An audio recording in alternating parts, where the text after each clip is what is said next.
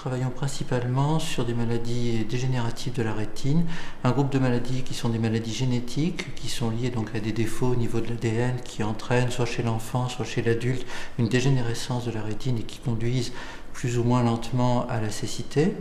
et sur des maladies qui surviennent avec l'âge, qui elles aussi ont des déterminants génétiques qu'on appelle la dégénérescence maculaire liée à l'âge. Alors le premier groupe de maladies, la plus connue, c'est ce qu'on appelle la rétinopathie pigmentaire. En France, on estime qu'il y a à peu près 40 000 personnes qui sont touchées par cette maladie, soit dès la naissance, soit à l'adolescence, et qui sont condamnées à voir leur vision se rétrécir progressivement, jusqu'à perdre éventuellement complètement la vision à l'âge adulte ou un petit peu plus tard. Et dans la dégénérescence maculaire liée à l'âge, là nous avons en France 1,5 million de personnes qui sont touchées, parmi lesquelles 200 à 300 000 ne peuvent plus lire, ne peuvent plus reconnaître un visage, ne peuvent plus s'orienter dans la rue.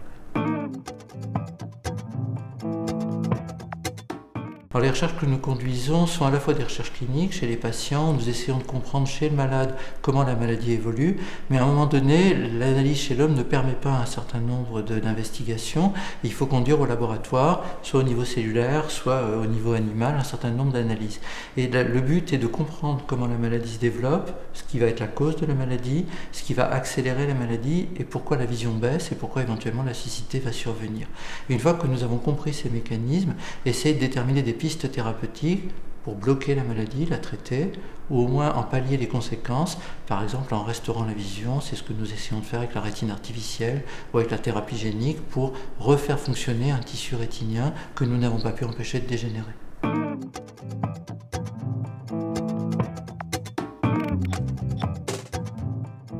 Alors dans le travail que nous conduisons, nous essayons d'apprendre le plus possible à partir des patients, mais il est évident qu'un patient vient pour être soigné, il n'est pas un sujet d'investigation en tant que tel, il vient pour avoir un bénéfice du traitement que nous allons lui proposer ou des analyses. Donc à un moment donné, il faut trouver des modèles pour comprendre la maladie chez le patient. Alors de préférence, nous essayons d'utiliser des modèles cellulaires, donc ils peuvent être des modèles y compris des donneurs qui ont accepté l'étude de leur tissu après leur mort, mais il faut essayer de comprendre ce qui se passe dans la maladie, et pour cela, le modèle malheureusement idéal aujourd'hui, ça reste le modèle animal. En particulier pour les maladies génétiques, il y a un certain nombre d'animaux qui spontanément vont développer des maladies génétiques qui représentent exactement la même maladie que l'homme, donc sur laquelle il est possible de comprendre ce qui se déroule, d'analyser les mécanismes qui conduisent à la perte cellulaire et à la perte de vision. Et une fois que nous avons déterminé ces mécanismes, nous pouvons regarder si ceci peut correspondre à ce qui est observé chez l'homme. Donc en permanence, il y a un dialogue entre l'expérimentation cellulaire ou moléculaire,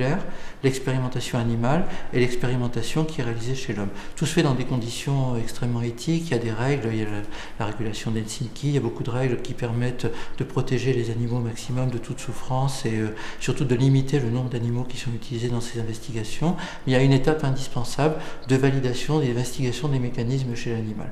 L'autre étape, c'est qu'une fois que les mécanismes sont compris et qu'il y a de l'innovation thérapeutique, il faut vérifier que ça marche avant de passer chez l'homme. Et si ça n'est pas fait, aujourd'hui chacun sait le taux d'échec des médicaments avant d'arriver chez l'homme, et pas seulement des médicaments, mais de toutes les thérapeutiques, c'est plus de 95% d'échecs. Et cela, c'est en dépit d'une utilisation sensée des animaux. Si on devait supprimer cette étape, il y aurait une validation supplémentaire qui ferait défaut. Par exemple, quand nous développons une rétine artificielle, donc nous essayons de réveiller des neurones qui dorment, la seule façon de montrer ce fonctionnement, c'est de tester chez un animal aveugle si nous avons restauré un comportement visuel, voir s'il est capable de s'orienter, s'il est capable de suivre une piste. Donc c'est la seule façon de savoir si la fonction est restaurée. Sinon on reste sur des hypothèses ou sur des cibles moléculaires. Mais cette étape de validation est absolument indispensable avant de pouvoir passer de nouveau chez l'homme.